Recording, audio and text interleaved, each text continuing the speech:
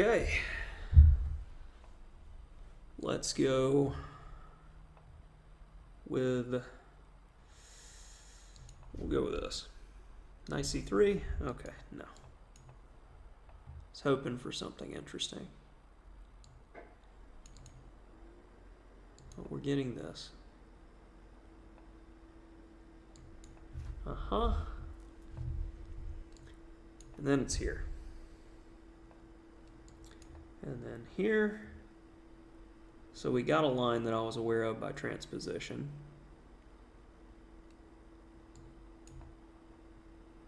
It's all going according to plan, I think. Honestly, don't remember the theory around here. The stuff is definitely happening. That is a fact. D-pawn has trouble moving. At least I'm getting some time here with choosing a structure that puts some pressure on his, just I want to put my pieces on squares position. There's white attacking, and then there is everything else. Chess is solved. It is definitely coming from positions where white is going after black. You give me time, I'm going to be okay. He's giving me time. We know what that means. I'm going to be okay. All right. But if you give me too much time, it's just, it looks like I'm cheating at that point. So I'm going to need you to make a move because it's still just a solid position. I mean, like e3, I think, is probably just like reasonable. Just play a move. e3? e3? Knight h4 can't work. Knight h4, knight takes d2, and I'm just going to move. Like, knight h4, knight takes d2, queen takes d2, knight takes d4, bishop takes d4, bishop takes d4, knight takes f5, g takes f5.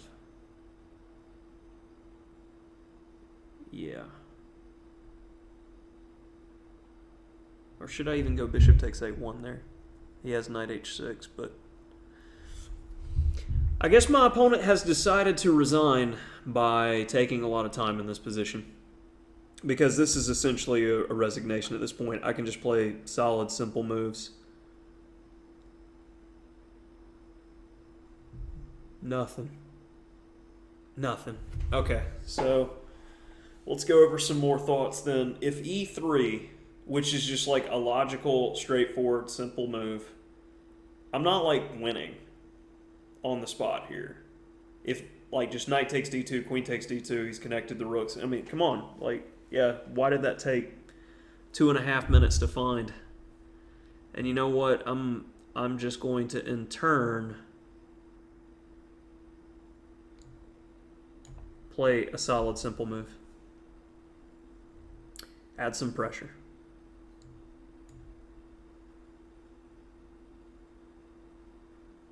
It's kind of frustrating that it's a 10-move game.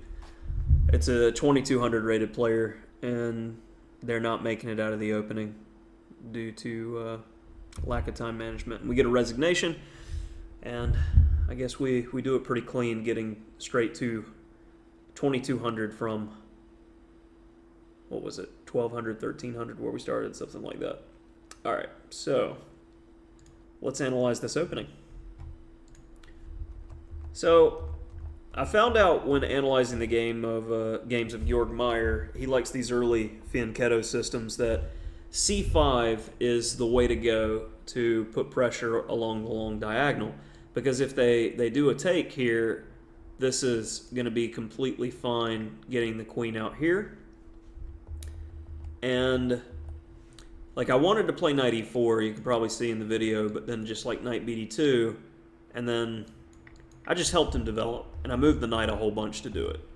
So c5 is starting to speculate, and after c4, this is getting close to the Meyer position. Knight c6, pressuring the pawn, and then key move, bishop f5. And if knight h4 here, knight takes d2, queen takes d2.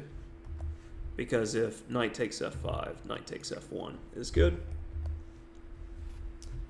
And after queen takes d2, knight takes d4 is the main idea. and we make it to this ending that has been scoring better for black than it has for white, according to the Lichess database. But it's roughly equal. I mean, I gotta say, I'm a big fan of the knight in this type of position. I think it's easier for white to go wrong. So I would take it. That's probably something similar in my notes. But when they go e3, I did find, yeah, the best move, queen a5. And then knight takes e4, bishop takes e4 is how the game should have continued, with queen e2. And now on bishop takes f3, queen takes f3. Is there something better than queen e2? Let's say queen c1. Same thing.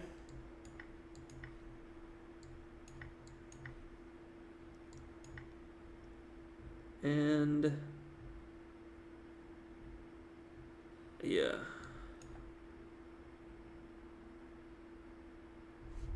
He was trying to play for a win, but in Zoo Gregorian. But queen f5 seems solid. This is just equal. All right, so that line is good for at least equality for black, but as you can see, if you put a little pressure on your opponent in the opening, even if they're 2200, they will occasionally crack without much effort there. What was that, 10 moves? That'll do it for this little series. 2200 and such. Mando, all the way. Love it.